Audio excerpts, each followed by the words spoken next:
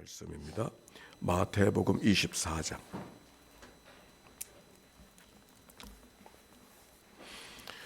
마태복음 24장 14절부터 19절까지 우리 같이 말씀을 함께 봉독해 올립니다. 시작합니다.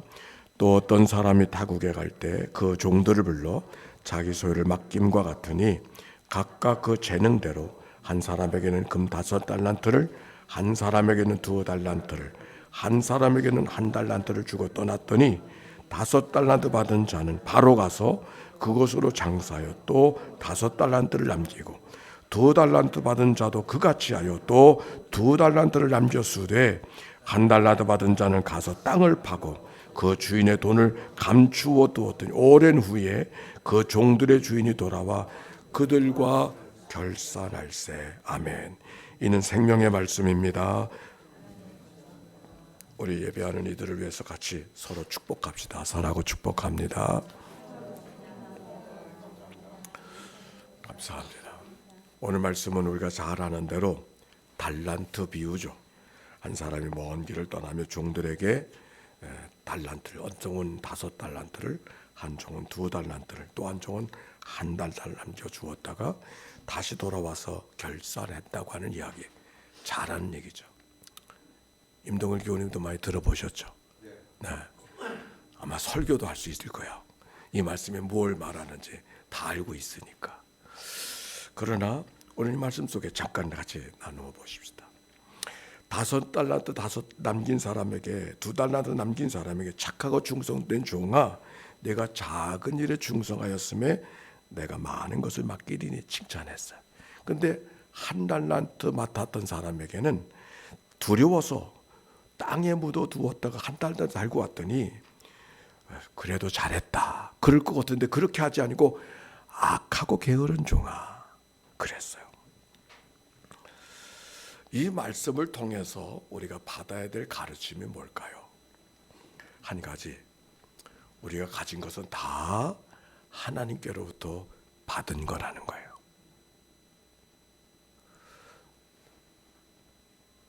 받지 않은 게 어디 있어요? 내 몸뚱아리, 내 생명, 내 건강, 이게 다 받은 거죠. 요즘에 정의란 무엇인가라는 책이 유명한 화제가 되어졌는데 우리가 요즘 사용하는 말이 능력대로, 그게 마치 사회적 정의처럼.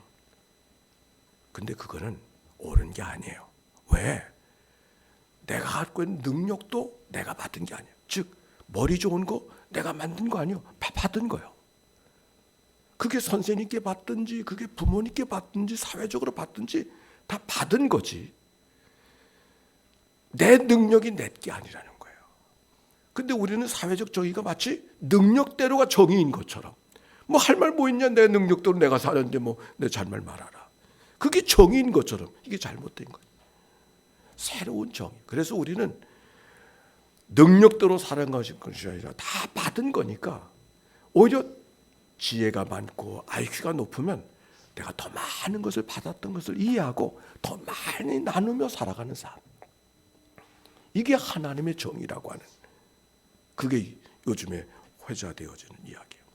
오늘 성경에 분명한 것, 우리가 가진 것이 모든 것이 다 받은 것이라는 것.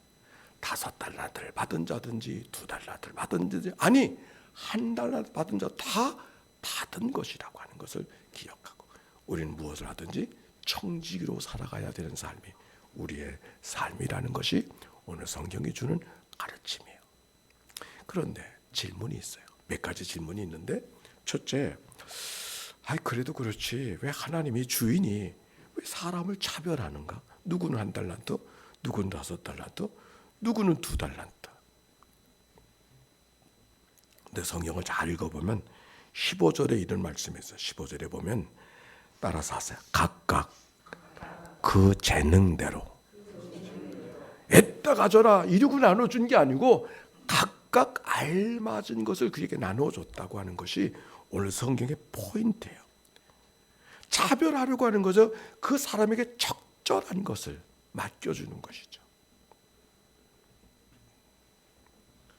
차별이 없는 세상을 원하지만 우리는 차이는 있을 수밖에 없는 거잖아요. 성차별이 없기를 원하지만 남자와 여자가 무거운 것을 드는 힘도 차이가 있을 수밖에 없는 거잖아요. 그래서 성경에도 보니까 은사도 각양의 은사가 있다 그랬어요. 저는 지난주에 감사주를 하면서 아름다운 제단을 꾸미는 거 생각한 것보다 훨씬 아름다운 제단이 되어져서 은사가 다르구나 그런 생각이 여러분도 들었을 것 같아요. 그 서마다 다 은사가 있어요. 같지 않아. 어떤 사람은 지나가는 노숙인들을 바라보고 그냥 지나가지 못하는 마음, 긍휼의 마음, 그 은사예요. 우리 여수아 선교사님이 그냥 지나가지 못해. 뭐라도 갖다 줘야 돼. 그래 지난주에도 여러분 먹다 남은 거 다 갖다 주셨을 거예요. 선교사님 그렇죠? 죄송하대요. 죄송할 거 없어요. 이건 근데 소문내면 안 되는 거야. 두 번째 또 한 가지 질문은 주인이 투자의 원칙을 모르시는 것 같다. 왜? 요즘에는 돈이 돈 버는 세상인데 많이 투자해야 많은 것을 받는데 여기 누구는 많은 것을 투자하게 하고 누구는 2달란트 누구는 1달란트 왜 차별을 두었을까 이런 생각. 그런데 1달란트 받은 것도 작은 게 아니라 1달란트가 금 30kg 주석을 보니까 1달란트가 돈이 어느 정도 되냐면 남자가 일하는데 20년 동안 쓰지 않고 모아놓은 돈 6천일 동안의 돈.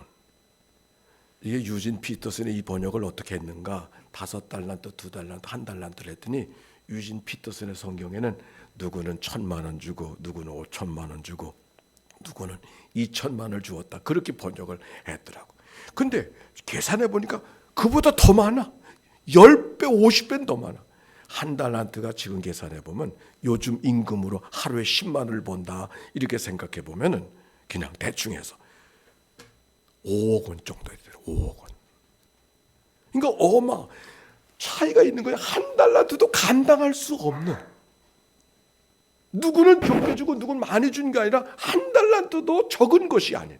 그러니까 오늘 성경 속에 투자의 원칙을 모르는 것 같단 말이 안 맞는 거죠. 또 한 가지는 질문은 주인이 너무 단호한 것 같다. 용서, 사랑, 너그러운 마음을 찾아볼 수가 없어. 실수했다 할지라도 그래 다음번은 잘하라 이렇게 좀 격려해 줘야 될 텐데 있는 것을 빼앗아서 있는 사람에게 가진 것을 뺏어서 있는 사람에게 주라고 이야기하는 그 단호한 모습을 바라보면서 오히려 누구에게 빼앗아서 누구에게 준 줄 압니까? 아무나 준 것이 아니라 이미 5달란트를 받아 5달란트를 남겨 10달란트를 가진 사람에게 주라 그랬어요. 아니 세상에 그런 법이 어디 있어? 오히려 빼앗아서 가난한 사람들에게 주어라 그렇게 말했다고 하면 이 얘기가 문맥이 맞는 것 같은데 오히려 감다 주체할 수 없는 것을 가진 사람에게 또 주라고 이야기했으니까 주인이 좀 너무한 거 아닌가 이런 생각. 그런데 여러분 너무한 것이 아니라 우리의 마지막 시간이 바로 그럴 거예요. 우리의 마지막 시간은 주님과 결산할 때는 주님의 너그러움, 주님의 사랑, 주님의 용서 단호하게 심판하시고 단호하게 우리를 만나주신다고 하는 말씀이 오늘 달란트 비유가 우리에게 주시는 가르침인 것이죠. 우리가 그런 시간을 살고 있음을 그러므로 우리가 오늘 살아알고 있을 때 잘 살아야 되는 것이죠. 여기까지가 제가 평생 이 달란트의 비유를 가지고 설교했던 내용들이 아마 이 지금까지 했던 내용 속에 압축되어져 있을. 그런데 2023년도를 지나가면서 하나님은 저에게 무슨 말씀을 또 주실까? 그건 여러분에게 주시는 말씀인 것이죠. 주목하게 된 것은 1달란트 받은 사람에게 대한 주목이에요. 왜냐하면 오늘 이 달란트의 비유 속에서 이야기를 마지막까지 끌고 가는 사람이 누구의 이야기예요? 1달란트 받은 사람의 이야기잖아요. 여러분 영화의 드라마 가운데 주인공이 누구예요?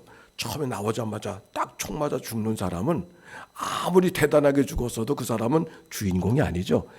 끝까지 이야기를 끌고 가는 사람, 살아있는 사람이 주인공 맞죠? 가인과 아벨 누가 주인공이에요? 가인과 아벨. 아벨이 아니요. 누가 주인공?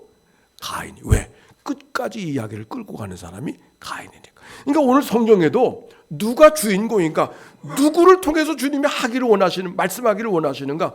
5달란트 받은 사람 아니고 2달란트 받은 사람 아니고 1달란트 받은 사람이 그 사람에게 해주셨던 얘기가 결국 주님이 우리에게 하기를 원하시는 말씀이라는 것을 찾아볼 수가 있어요. 또 한 가지, 더욱이 1달란트 받은 사람을 악하고 게으른 종이라 그랬어요. 아니, 게으른 건 이해가 돼. 근데 그게 뭐가 악해요? 주인의 재물을 잘 보존해가지고 갖고 왔는데 뭐가 악하다고 이야기하는가? 그래서 이 말씀이 왜 이 사람이 그렇게 악독한 사람인가? 그래 보이지 않는데, 내가 그 입장이라 그래도 나도 그랬을 것 같은 생각이 들어서 동정도 가고 한 사람 1달란트 받은 사람에게 대한 주목을 하게 되었어요. 무엇이 문제인가? 분명한 차이가 하나인 것을 알게 됐어요. 그건 뭐냐?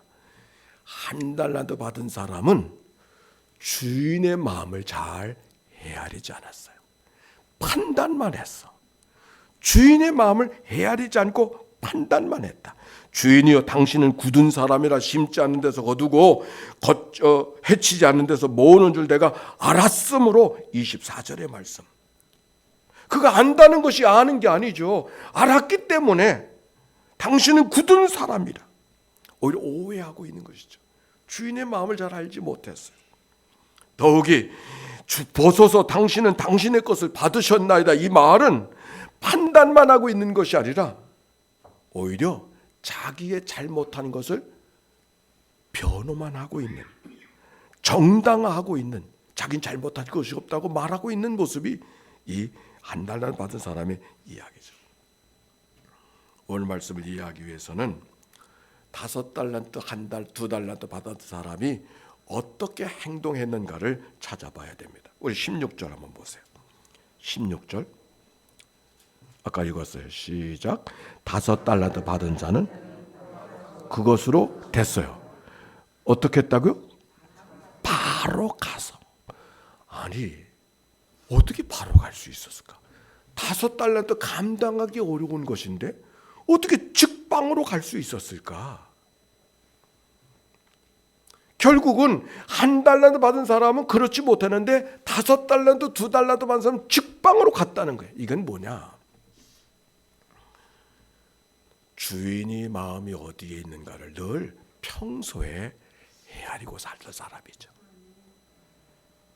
여기 주인이 나눠주는 것은 지나가는 사람들에게 너 5달란트 가져라, 너 2달란트 가져라, 그렇게 나눠준 게 아니죠. 주인이 종에게 이미 관계가 있던 사람들에게, 이 종은 주인의 집 안에서 늘 주인의 마음이 어떤 마음일까를 잊어버리지 않고 살던 사람, 그러니까 주인의 마음을 헤아렸던 사람이었기 때문에 맡겨졌으니 즉시로 달려갈 수 있었던 것이죠. 헤아리지 못한 사람은 달려갈 수 없었어요. 결국 1달란트 받은 사람, 두려워하여 숨겨두었다는 이야기 속에서는 주인의 마음을 헤아리려고 하지 않았다는 것을 이 말씀 속에 알 수가 있는 거예요.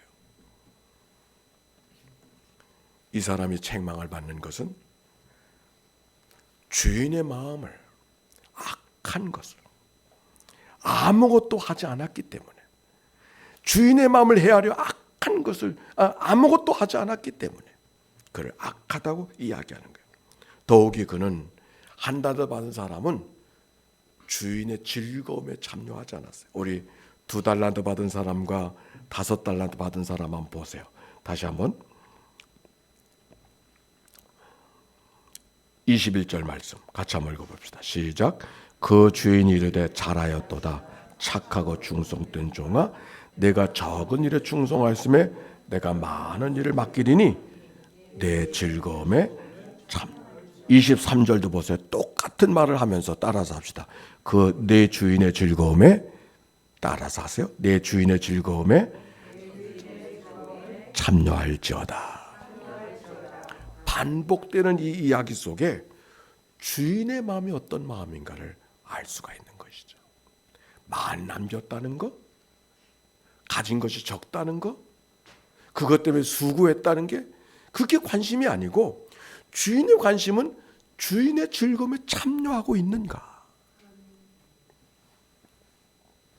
왜 성경이 기뻐하라, 감사하라, 즐거워하라 그런 말씀이 계속 반복되고 있는가? 주인의 즐거움에 참여하기 위해서. 오늘 성경 25장에 있는 이야기 비유가 나왔는데 다 그 비유는 천국의 비유입니다. 천국이 어떤 것을 우리에게 가르쳐주는 비유가 오늘 이 비유예요.